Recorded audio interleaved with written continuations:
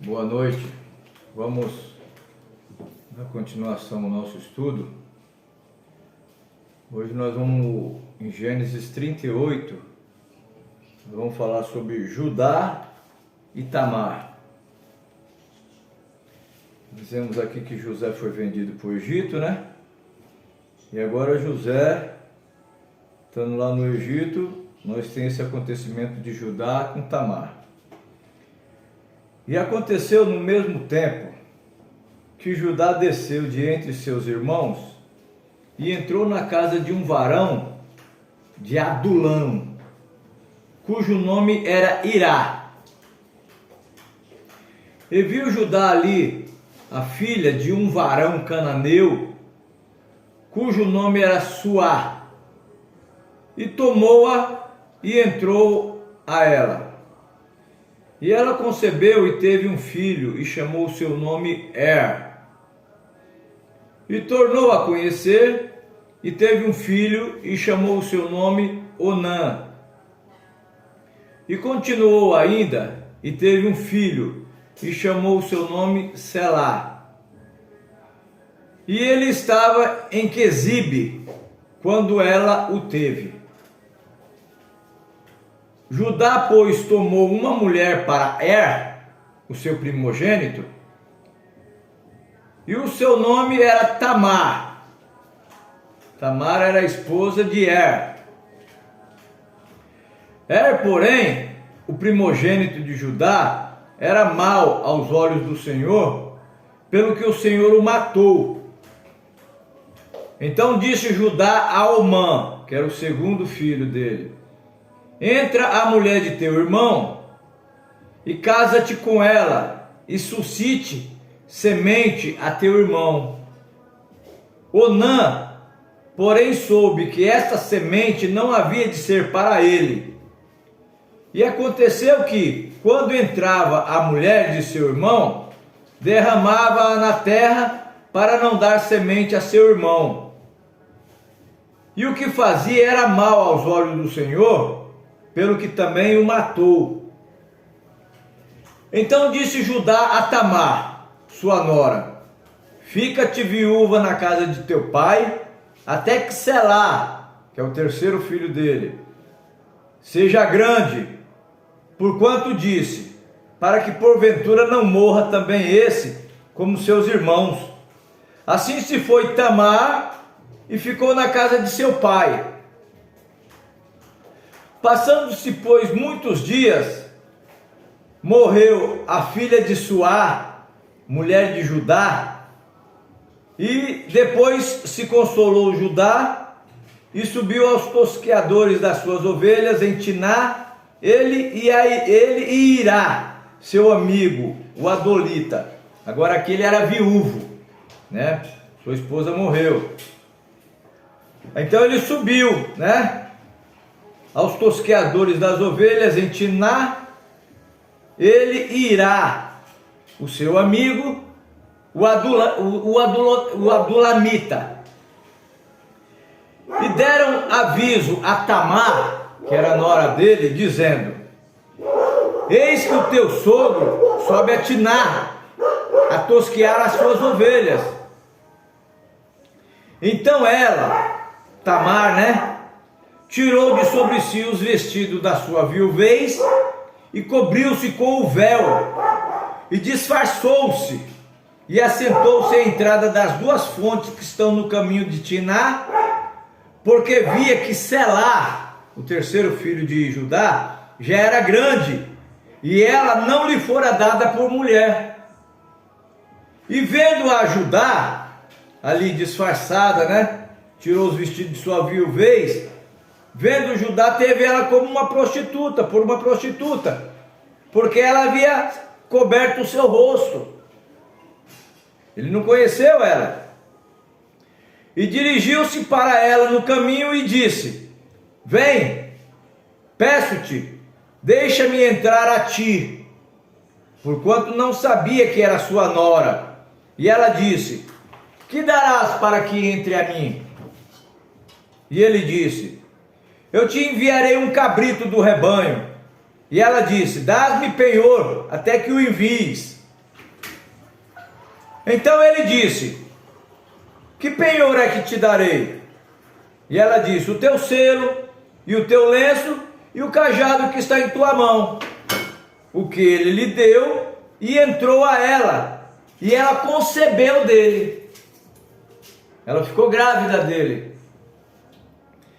E levantou-se e se foi, tirou de sobre si o seu vestido, e vestiu os vestidos de novo de sua viuvez. E Judá enviou o cabrito por mão do seu amigo, o Adulamita, para tomar o penhor da mão da mulher, porém não achou. Ele mandou o cabrito, mas não achou. E perguntou aos homens daquele lugar, dizendo: onde está a prostituta que estava no caminho junto às duas fontes? E disseram: aqui não esteve prostituta alguma. E voltou a Judá, o amigo dele voltou a Judá e disse: não achei. E também disseram os homens daquele lugar: aqui não esteve prostituta. Então disse Judá: tome-o ela, para que porventura não venhamos a cair em desprezo. Eis que tenho enviado este cabrito, mas tu não achaste. E aconteceu que, quase 3 meses depois, deram ouvido a Judá dizendo: Tamar, a tua nora, adulterou, e eis que está pejada do adultério. Ou seja, está grávida daquele adultério. Então disse Judá: tirai-a para fora para que seja queimada. E tirando-a para fora, ela mandou dizer a seu sogro: do varão de quem são essas coisas, eu concebi. E ela disse mais: conhece, peço-te, de quem é esse selo, e esse lenço, e esse cajado. E conheceu Judá e disse: mais justa é ela do que eu, porquanto não tenho dado Selá, o meu filho, e nunca mais a conheceu. E aconteceu ao tempo de dar à luz, que havia gêmeos no seu ventre.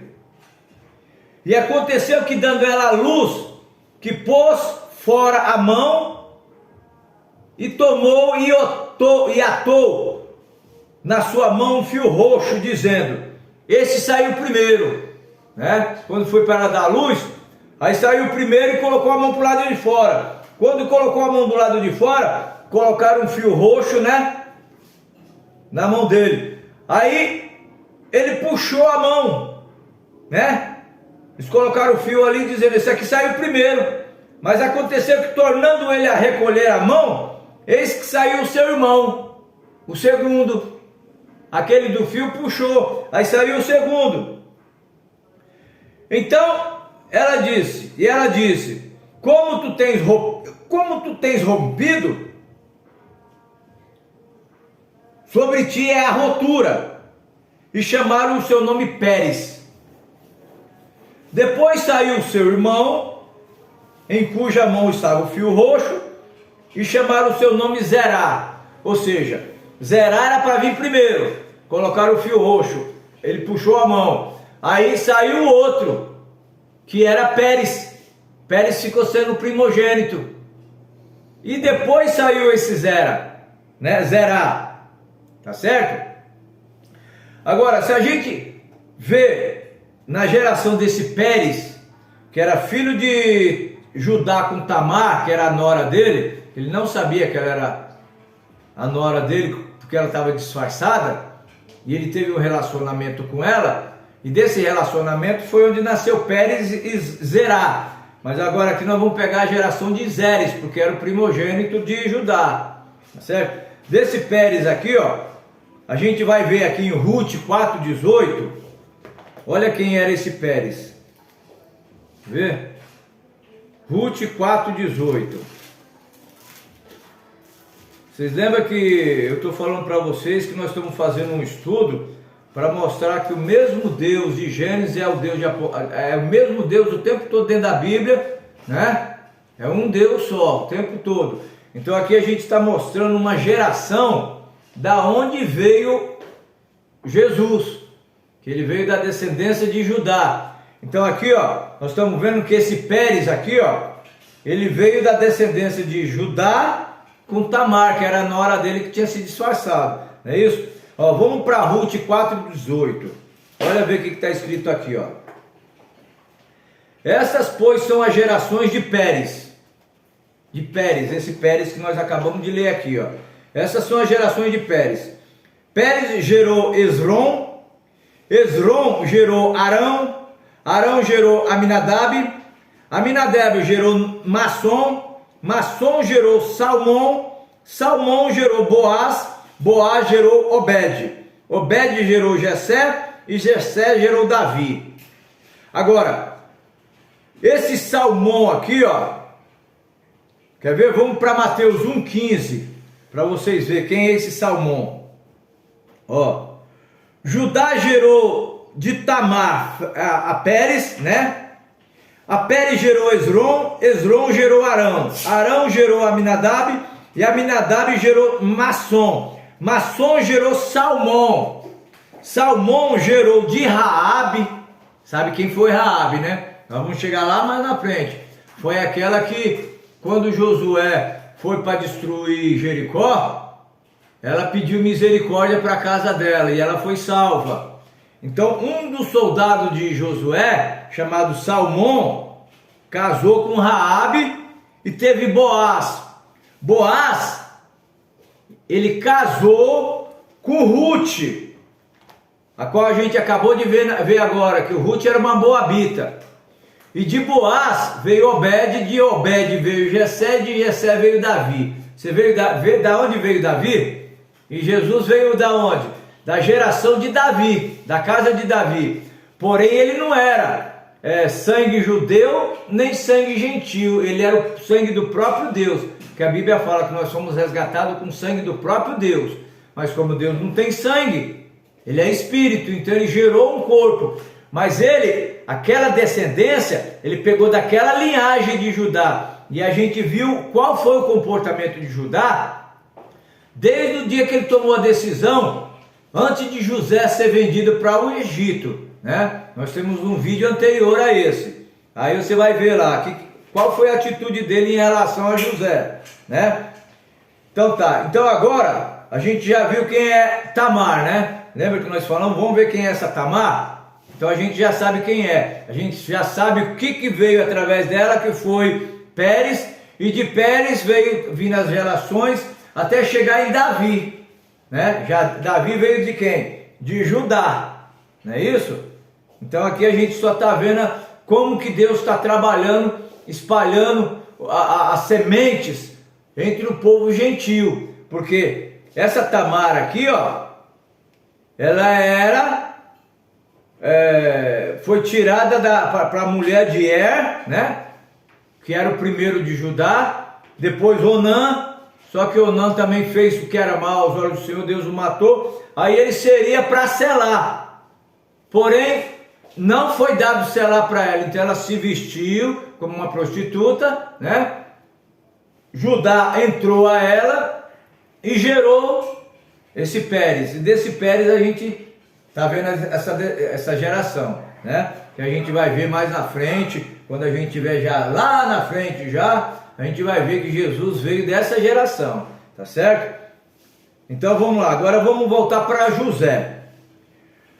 José foi levado ao Egito e Potifar, eunuco de Faraó, capitão da guarda, varão egípcio, comprou da mão dos ismaelitas que o tinham levado para lá. Você lembra que ele foi vendido para uma caravana de ismaelitas que vinha passando. Então esses ismaelitas levaram ele para o Egito e vendeu ele lá. Aí ele foi vendido para esse eunuco de Faraó, que era o capitão da guarda, né?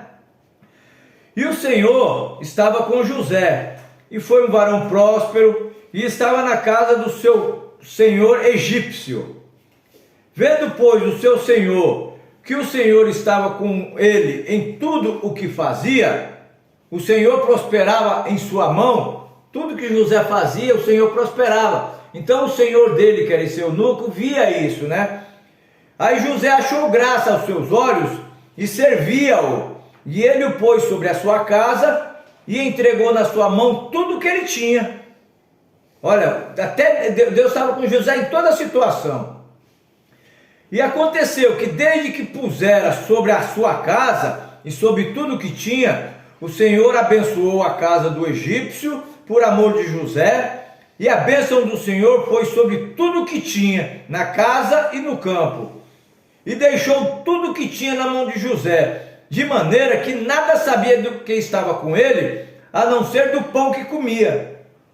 E José era formoso de parecer e formoso à vista. E aconteceu depois dessas coisas, que a mulher de seu senhor, que era o eunuco, né? Ele era casado, ele tinha uma mulher. Então pôs os olhos em José e disse: deita-te comigo. Porém ele recusou e disse à mulher do seu senhor: eis que o meu senhor não sabe do que há em casa comigo, e entregou em minha mão tudo o que tem. Ninguém é maior do que eu nessa casa, e nenhuma coisa me vedou, senão a ti, porquanto tu és sua mulher. Como, pois, faria eu tamanho mal e pecaria contra Deus? Você está vendo o que é um homem de verdade? Um homem de verdade respeita outro homem, né? Aquele eunuco confiou no José, e José de maneira nenhuma faria uma coisa dessa, né? Se fosse nos dias de hoje, não sei o que aconteceria, mas a palavra homem significa olhar para cima, e José era um homem de verdade, então ele tinha esse comportamento. Então ele não pecava contra Deus e não queria pecar contra o seu senhor, o eunuco, né? Tá vendo? Isso é que é homem. E aconteceu que, falando ela cada dia a José, e não lhe dando ele ouvidos para se deitar com ela, né? E estar lá com ela, sucedeu num certo dia que veio a casa, José veio a casa para fazer o seu serviço, e nenhum dos da casa estava ali. E ela pegou-lhe pelos seus vestidos e dizendo: deita-te comigo. E ele deixou o seu vestido na mão dela e fugiu e saiu para fora, correu dela. E aconteceu que, vendo ela que deixara o seu vestido na sua mão e fugira para fora, chamou os homens da sua casa e falou-lhes dizendo: vede, trouxe-nos o varão hebreu para escarnecer de nós. Entrou até mim para se deitar comigo, e eu gritei com grande voz.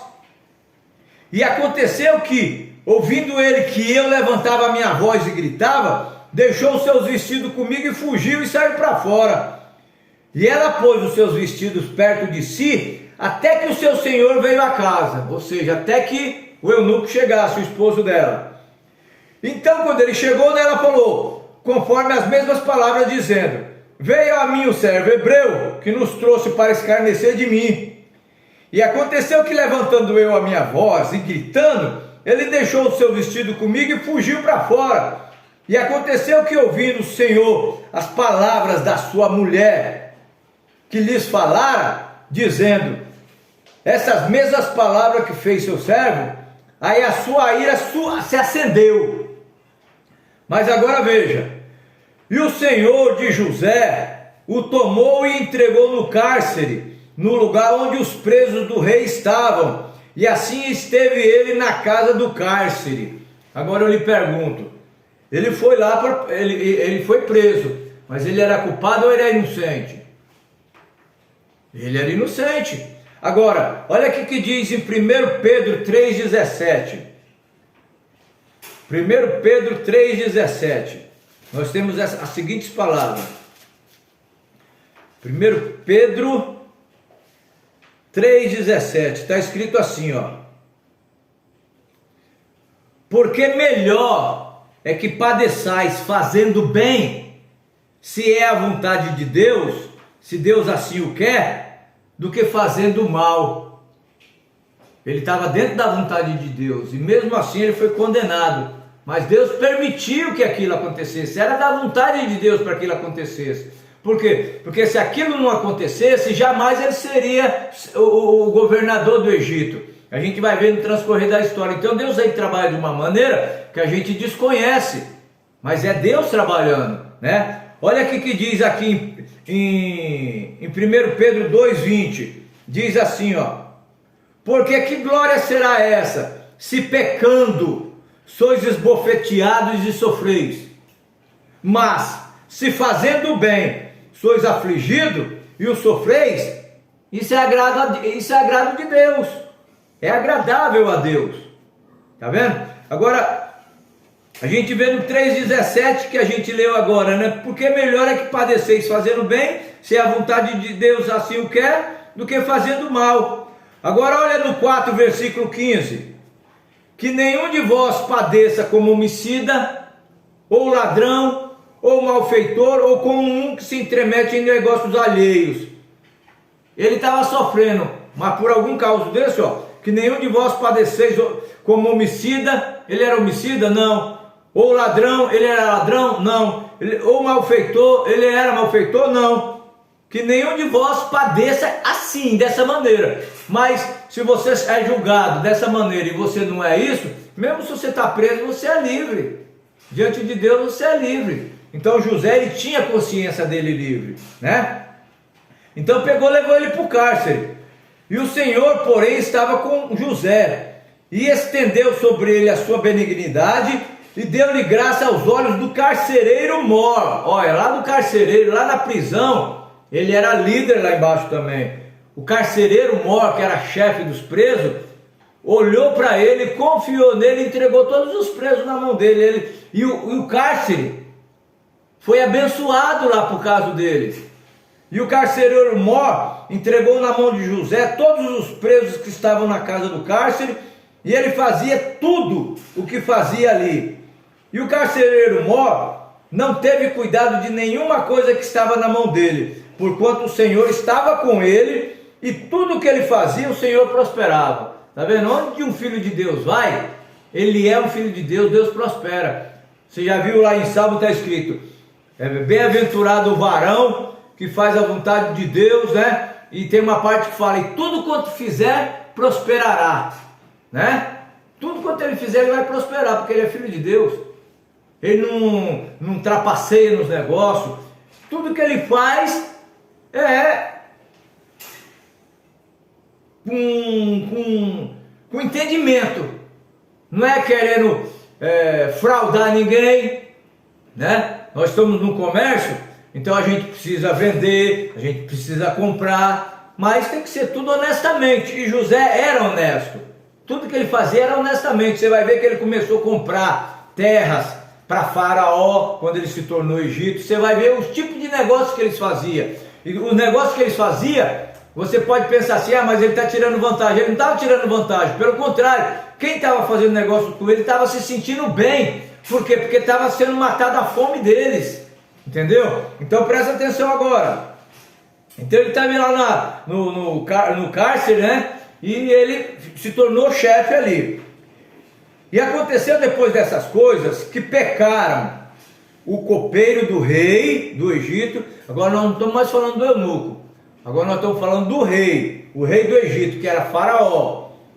Então pecaram o copeiro do rei do Egito e o padeiro contra o seu senhor, o rei do Egito. E indignou-se muito Faraó contra os seus dois eunucos, contra o copeiro e contra o padeiro, e entregou-os à prisão, na casa do capitão da guarda, na casa do cárcere, no lugar onde José estava preso. E o capitão da guarda pôs a cargo de José para que o servisse. E serviram muitos dias na prisão. E ambos sonharam um sonho. O copeiro e o padeiro cada um tiveram um sonho. Tudo na mesma noite, cada um conforme a interpretação do seu sonho. O copeiro e o padeiro do rei, que estavam presos lá no cárcere. E veio José a eles pela manhã, e olhou para eles, e eis que eles estavam turbados. Então José perguntou para eles, aos eunucos de Faraó, que com ele estava lá no cárcere, na casa do seu senhor. Aí perguntou para ele dizendo: por que estão hoje tristes os vossos semblantes? E eles disseram: temos sonhado um sonho, e ninguém há que o interprete. E José disse: Não são de Deus as interpretações? Contai-mo, peço-vos. Então contou o copeiro Mó o seu sonho a José e disse: eis que em meu sonho havia uma vide diante da minha face, e na vide 3 sarmentos, e estava como que brotando, a sua flor saía, os cachos amadureciam as uvas, e o copo de Faraó estava na minha mão, e eu tomava as uvas, as espremia no copo de Faraó, e o dava o copo na mão de Faraó. Então José disse: essa é a sua interpretação. Os 3 sarmentos são 3 dias. Dentro ainda de 3 dias, Faraó levantará a sua cabeça e te restaurará o teu estado, e darás o copo na mão de Faraó, conforme o costume antigo, quando tu eras o copeiro dele. Porém, lembra de mim quando te for bem. Rogo-te que uses comigo de compaixão, e que faças menção de mim a Faraó, e faz-me sair desta casa, porque eu de fato fui roubado da terra dos hebreus. Tampouco aqui nada tenho feito para que me pusesse nessa cova. Está vendo? Ele era inocente, só que ele não sabia os planos de Deus. Deus estava naquilo. Vendo então o padeiro que José tinha interpretado bem, disse José: eu também tive um sonho. Eu também sonhava, e eis que 3 cestos brancos estavam sobre a minha cabeça. E no cesto mais alto havia todos os tipos de manjares de Faraó, obra de padeiro, e as aves comiam do cesto de sobre a minha cabeça.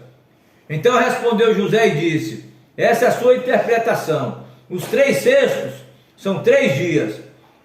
Dentro ainda de 3 dias, Faraó levantará a tua cabeça sobre ti e pendurará num pau, e as aves comerão a tua carne sobre ti. Está vendo? 2 sentenças. Um foi salvo, né? Que foi entregar o copo na mão de Faraó, como antigamente. E esse outro aqui foi condenado, morreu, né? 2, aonde? Lá no cárcere, ele estava interpretando lá no cárcere. Agora você veja como isso prefigura Jesus Cristo. Jesus Cristo foi na cruz. Ali era o cárcere de Jesus. Ele tomou aquela posição, né? Por amor a nós. E ali na cruz tivemos 2 ladrões, um à direita e um à esquerda. Um foi salvo. Ele disse: hoje mesmo tu estarás comigo no paraíso. E o outro foi condenado. 2, né? Então a gente está vendo aqui que José tipifica a Jesus Cristo, né?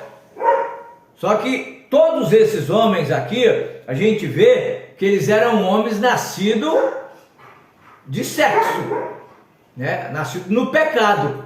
Eis que em pecado fui formado, né? E em pecado me concebeu a minha mãe, disse Davi. Ou seja, todos viemos dessa forma, né? Porém Jesus, quando ele veio, ele nasceu de uma virgem, sem concurso masculino. O próprio Deus gerou no ventre dela um corpo, e aquele corpo era um tabernáculo de carne, não feito por mãos de homem, né? Que Deus não habita em templos feitos por mãos de homem, como a Bíblia nos fala. Então aquilo ali era um templo não feito por mãos de homem, mas por Deus. O Espírito Santo gerou no ventre de Maria aquele corpo, né? E quando aquele corpo nasceu, Deus habitou ali dentro. Esse é meu filho amado, em quem eu me comprazo, em quem eu habito. Eu e o Pai somos um, né? Então tá. Então aconteceu dessa forma. E aconteceu ao 3º dia, no nascimento do nascimento de Faraó, né? Aconteceu ao 3º dia, o dia do nascimento de Faraó, que fez um banquete a todos os seus servos, e levantou a cabeça do copeiro Mó e a cabeça do padeiro Mó no meio dos servos. Colocou os 2 ali no meio de todos. E ele fez tornar o copeiro Mó ao seu ofício de copeiro, e esse deu o copo na mão de Faraó, e ao padeiro Mó enforcou, como José havia interpretado. O copeiro, aquele que foi significando a salvação ali, né? A gente levando lá para a cruz, aquele que foi salvo, o ladrão. Esse copeiro que voltou a dar o copo na mão de Faraó, ele não se lembrou de José, antes se esqueceu. Ele se esqueceu de José. Olha só. Mas até nisso, até nesse esquecimento aqui, Deus estava nisso. Entendeu? Até nisso. Porque se você olhar aqui no 41, versículo 9, nós vamos ver aqui, ó. E então falou o copeiro mor a Faraó, dizendo: dos meus pecados me lembro hoje. Ele não falou ali naquela hora que ele foi recomposto como o copeiro de novo, né? Mas foi esperado um pouco mais, protelou um pouco mais, para quê? Para que quando ele falasse para Faraó, fosse alguma coisa mais necessária. Porque agora aqui, ele interpretou os dois sonhos, só que agora tinha um sonho mais importante ainda, a qual ele interpretaria, e é aí onde Deus ia mostrar a sabedoria dele, né? Então aconteceu que ao fim de 2 anos inteiros, Faraó sonhou, e eis que estava em pé junto ao rio, e eis que subiam do rio 7 vacas formosas à vista, e gordas de carne, e pastavam no prado. E eis que subiam do rio após elas outras 7 vacas, feias à vistas e magras de carne, e paravam junto às outras vacas na praia do rio. E as vacas feias à vistas e magras de carne comiam as 7 vacas formosas à vistas e gorda. Então acordou o Faraó. Ele acordou com aquilo na mente, né? 7 vacas gordas, bonitas. E de repente aparece 7 vacas magras e feias e come as 7 vacas gordas. Aquilo, né? Aí ele parou e dormiu de novo, né? E depois deitou, dormiu, né? E sonhou outra vez. E eis que estava em um mesmo pé 7 espigas cheias e boas. E eis que 7 espigas miúdas e queimadas do vento oriental brotavam após elas. E as espigas miúdas devoravam as 7 espigas grandes e cheias. Então acordou o Faraó, e eis que era um sonho. Ele estava aliviado, ainda bem que era só um sonho, né? Mas aconteceu que pela manhã o seu espírito se perturbou, e enviou e chamou a todos os adivinhadores do Egito, todos os sábios, e Faraó lhe contou os sonhos, mas ninguém havia que interpretasse a Faraó. Agora falou o copeiro a Faraó, aquele copeiro, dizendo: dos meus pecados me lembro hoje. Estando Faraó muito indignado contra os seus servos, e pondo-me sob prisão na casa do capitão da guarda, a mim e o padeiro Mor, então sonhamos um sonho na mesma noite, eu e ele, cada um conforme a interpretação do seu sonho sonhamos.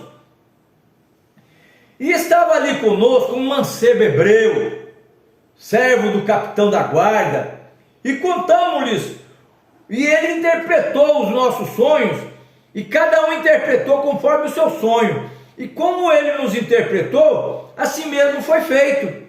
A mim me tornou ao meu estado, e a ele fez enforcar.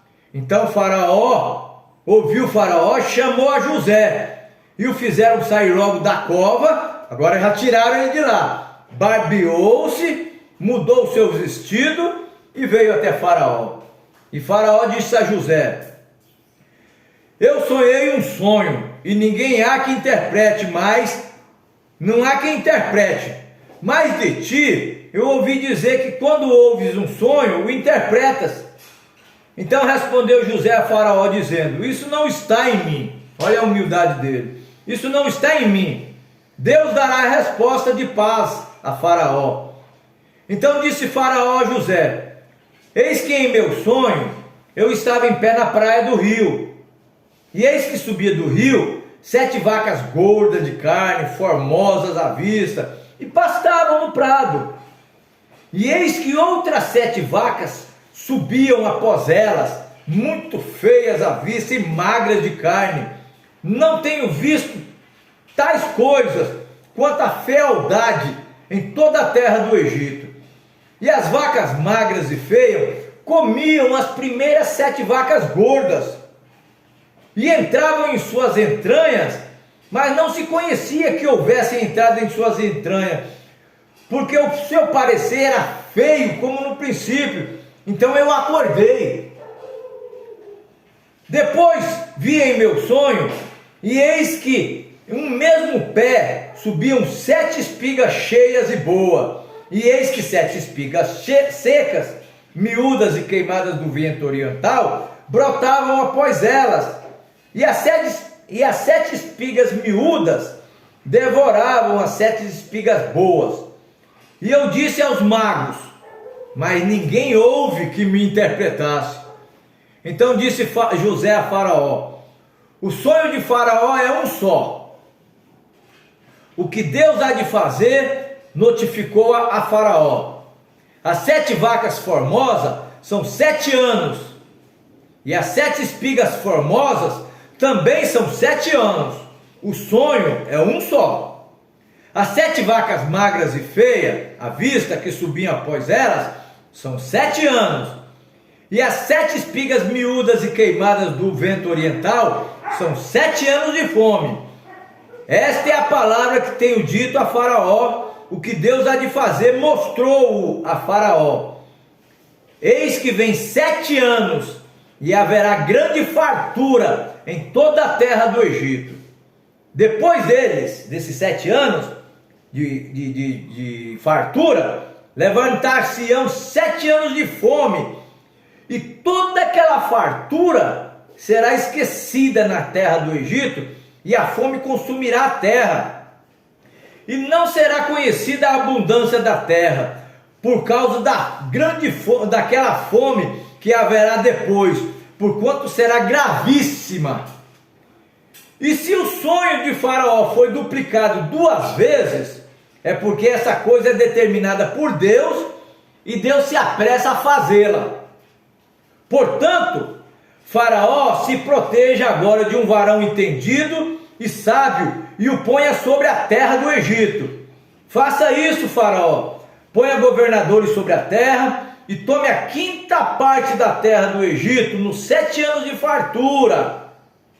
Ajunte toda a comida desses bons anos que vem, amontoe o trigo debaixo da mão de Faraó, para mantimento nas cidades, e o guardem. E assim será o mantimento para provimento da terra, para os 7 anos de fome que haverá na terra do Egito, para que a terra não pereça de fome. E esta palavra foi boa aos olhos de Faraó e aos olhos de todos os seus servos. Todos os adivinhadores, os magos, essas palavras foram boas. Todos eles acreditaram, porque aquilo era de Deus. Era um sonho, Deus dando a interpretação para livrar a terra daquilo, né? Então disse Faraó a seus servos: acharíamos nós um varão como este, em que há o Espírito de Deus? Eles tinham que reconhecer. Você lembra que em Daniel também foi do mesmo jeito? Eles tinham que reconhecer que Deus estava com Daniel. Quer ver? Vamos em Daniel 2, versículo 48, para vocês verem. Olha como Deus ele trabalha numa linha que não muda. Ele sempre é da mesma forma. Do jeito que ele agiu, ele sempre agirá. Daniel, vamos procurar o Daniel aqui, ó. Daniel 2,48. Olha aqui, ó.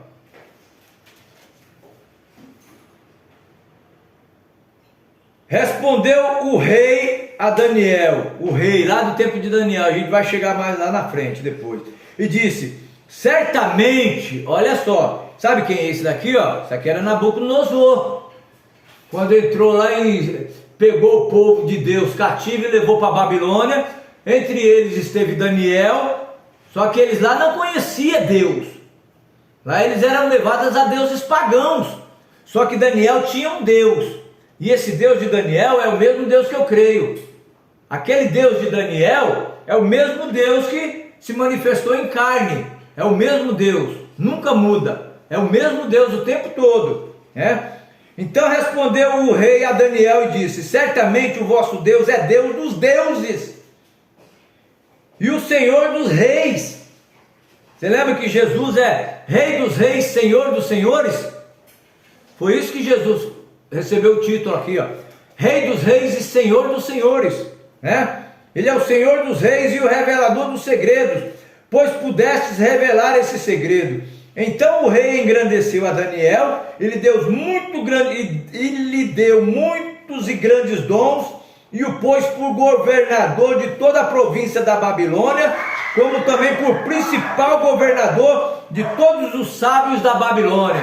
Tá vendo? Olha para onde ele foi. A mesma posição de José aqui, ó. O mesmo Deus de José, o mesmo Deus de Daniel, o tempo todo, né? Agora, veja aqui. Todos eles concordaram, né? Acharíamos nós um varão como esse, em que haja o Espírito de Deus? Eles tiveram que reconhecer que ali era uma sabedoria de Deus. Depois disse Faraó a José: pois que Deus te tem feito saber tudo isso, ninguém é tão entendido e sábio como tu. Tu estarás sobre a minha casa, e por tua boca se governará todo o meu povo. Somente no trono eu serei maior do que tu. E disse mais Faraó a José: vês aqui, te tenho posto sobre toda a terra do Egito. E tirou Faraó o anel de sua mão, pôs na mão de José, e o fez vestir de vestidos linho fino, um colar de ouro no seu pescoço, e fez subir no segundo carro que ele tinha, e clamavam diante dele: ajoelhai. Assim pois toda a terra do Egito, né? Ajoelhai. Ou seja, todo o joelho se dobrava diante de José quando ele vinha passando. Mas quem era José? Ele estava tipificando Cristo. Você vê que a Bíblia fala, né? Filipenses 2, versículo 10. Olha aqui que diz Filipenses 2, versículo 10. Filipenses 2, versículo 10. Está escrito assim, ó: para que ao nome de Jesus se dobre todos os joelhos dos que estão nos céus e na terra e debaixo da terra. Está vendo? Todos os joelhos se dobra a quem? A Jesus. Está vendo como José tipificava Jesus? Esse Deus de José aqui, ó, esse Jesus aqui, ó, que todo joelho tinha que se dobrar diante dele. José ali, ele estava representando, né? Era uma sombra. Agora, olha o que diz em Romanos 14, versículo 11. Romanos 14, versículo 11. Está escrito assim, ó. Romanos 14, 11. 14, versículo 11. Está escrito assim: porque está escrito: pela minha boca, diz o Senhor, que todo joelho se dobrará diante de mim, e toda língua confessará a Deus. Está vendo? Está escrito, né? Aonde está escrito? No Antigo Testamento. Porque está escrito: pela minha boca, diz o Senhor, que todo joelho se dobrará diante de mim. Você vê que Jesus recebeu adoração. Nem os outros apóstolos recebiam adoração, mas Jesus recebeu. Por quê? Porque eles estavam adorando a Deus. E a Bíblia fala o que? Não adorarás outros deuses diante de mim. Não é isso? E por que eles se dobravam diante de Jesus para adorar Jesus? Porque eles não estavam adorando outro Deus, eles estavam adorando o próprio Deus do Antigo Testamento, que estava ali. Ele era o próprio Deus em carne, manifestado em carne. Está vendo? Então isso aí são todos símbolos que Deus está se identificando para quando ele vir na terra, o povo está mais receptivo para receber ele. Ele veio como Messias, mas quando ele veio, eles falharam em reconhecer, porque ele era simples, era um homem simples. Poderia ter nascido no berço dos reis, só que não nasceu no berço dos reis, dos grandes da época. Ele veio de uma virgem que nem casada era, de José que era um viúvo e já tinha filhos, não tinha lugar para nascer, nasceu num estábulo. Era demais para eles crer que aquele seria o próprio Deus. Mas aí é que está, Deus se esconde em simplicidade. Eles falharam em reconhecer a simplicidade de Deus. E aqui você vê que Deus estava trabalhando na simplicidade. Um jovem com 17 anos foi vendido para seus irmãos, chegou ali, foi trabalhar na casa de Potifar, a mulher dele se engraçou com ele não deu bola para ela acusou ele injustamente, ele foi para a prisão, na prisão ele era bem-aventurado, aí da prisão ele agora passou a ser governador do Egito. Tá vendo? A coisa como vem de uma forma simples, agora ele já era governador do Egito, né? Então fez ele subir naquele carro e clamavam diante dele: ajoelhai, assim pois, sobre toda a terra do Egito. E disse Faraó a José: eu sou Faraó, porém sem ti ninguém levantará sua mão ou o seu pé em toda a terra do Egito. E chamou Faraó o nome de José Zafenate Panear, e deu-lhe por mulher a Senate, filha de Potífera, sacerdote de On. E saiu José por toda a terra do Egito. José saiu ali por toda a terra do Egito.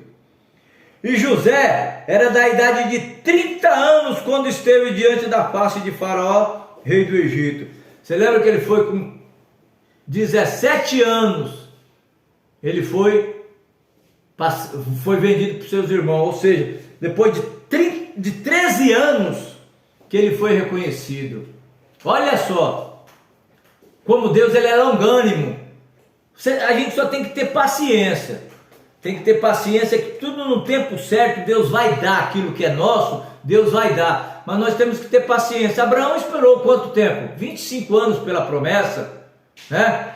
Agora a gente pede as coisas e já quer de imediato. Deus dá de imediato também, mas é no tempo de Deus e não no nosso. Aqui era no tempo de Deus. Deus queria mostrar, né, para José, para os irmãos dele, a maneira de fazer as coisas perfeitas. As coisas perfeitas veio de Deus, né? E José saiu da face de Faraó e passou por toda a terra do Egito, né? José era da idade de 30 anos quando esteve diante de Faraó. Quando ele interpretou o sonho ali, ele tinha 30 anos. Ali foi onde ele recebeu o cargo de governador. Tá certo? Agora, se você quer confirmar isso, nós vamos confirmar isso em Gênesis 37, 2. Olha, Gênesis 37, 2. Está escrito aqui, ó. Essas são a geração de José. Sendo José de 17 anos, apacentava José as ovelhas, né? E apacentava as ovelhas e tal, né? E ele trazia uma má fama dos seus irmãos a seu pai, você lembra? Ele tinha 17 anos. Aí foi onde ele foi vendido para o Egito. Então agora ele tinha 30 anos, se tornou faraó, ou seja, governador na terra do Egito. E saiu José da face de Faraó e passou por toda a terra do Egito. E a terra produziu nos 7 anos de fartura a mãos cheias, e ajuntou todo o mantimento dos 7 anos que houve na terra do Egito, guardou os mantimentos nas cidades, pondo nas cidades os mantimentos do campo que estava ao redor de cada cidade. Cada cidade ele fez um armazenamento, montou, era 7 anos de fartura, tudo que ele podia ele ia juntar, né? Por isso que se você pode, ajunta, porque vai vir tempos ruins. E se quando vier tempo ruim, você tiver alguma coisa guardada, você vai se suprir nesse tempo ruim. Então a Bíblia ela nos mostra, ela ensina como a gente tem que agir. A gente só erra se quiser, né? Então juntou muitíssimo trigo como areia do mar, até que cessou de contar, porque não havia numeração. E nasceram a José 2 filhos, antes que viesse o ano da fome. E que lhe deu a Senate, filha de Potífera, sacerdote de On. E chamou José o nome do seu primogênito, Manassés, porque disse: Deus me fez esquecer de todo o meu trabalho e de toda a casa de meu pai. E o nome do segundo chamou Efraim, porque disse: Deus me fez crescer na terra da minha aflição. Então acabaram os 7 anos de fartura que havia na terra do Egito. Acabou a fartura. Agora vai começar as vacas magras, as espigas queimadas, vai começar agora, né? E acabaram-se os 7 anos de fartura que havia no Egito, e começaram a vir os 7 anos de fome, como José tinha dito. E havia fome em todas as terras, em toda a terra do Egito havia pão. Toda a terra tinha fome, mas na terra do Egito tinha pão. Por quê? Porque José era o governador. José era o governador ali, então ali é fartura ali, né? E tendo toda a terra do Egito fome, né? Acabou, agora está seco. Só que José armazenou. Então a terra do Egito tinha fome, clamou o povo a Faraó por pão. Queremos pão, Faraó. E Faraó disse a todos os egípcios: ide a José, e o que ele vos disser, fazei. Entregou tudo na mão de José. Faraó não quer nem saber. Deixou tudo na mão de José. O que José fizer está bem feito. Era um homem de Deus, então só tinha que ser abençoado mesmo. E Faraó estava se beneficiando disso, né? O que ele vos disser, fazei. Havendo, pois, fome sobre toda a terra, abriu José tudo que havia mantimento e vendeu. Tá vendo? Agora ele começou a adquirir bens. Com o quê? Com o próprio alimento dos 7 anos de fartura. Então agora ele começou a negociar. Havendo fome, abriu José todos onde havia mantimento e vendeu aos egípcios, porque a fome prevaleceu na terra. E de todas as terras do Egito, eles vinham para comprar de José, porquanto a fome prevaleceu em todas as terras. Nós vamos parar aqui agora. Agora nós vamos entrar no capítulo 42 de Gênesis, onde os irmãos de José, porque lá onde ele estava, junto com o pai deles, que era Israel, a fome chegou lá também. Toda a terra tinha fome, então chegou lá também. Então eles ouviram que tinha pão, tinha comida, alimento no Egito, era o único lugar que tinha, então eles foram para lá, né? Então os irmãos de José descem ao Egito. Vai ser o nosso próximo estudo, tá certo? Então eu me despeço de vocês, tenham uma boa noite e amanhã a gente continua, amém?